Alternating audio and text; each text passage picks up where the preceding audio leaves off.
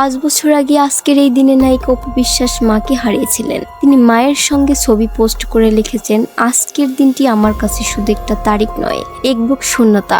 আজ ঠিক এই দিনে তোমাকে হারিয়েছিলাম মা, তোমার অভাব প্রতিটা মুহূর্তে অনুভব করি। গীতিকার সুরকার মিল্টন খন্দকার ছবিটি পোস্ট করে লিখেছেন লাল বেনারসি।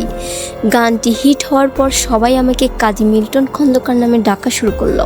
বিবাহ বেনারসি পালকি দিয়ে গান বানানোর হিড়িক পড়ে তখন।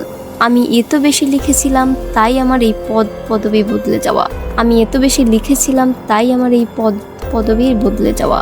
শুরুর গানটা গিয়েছিল ছোট ভাই SD রুবেল। আজ তার জন্মদিন।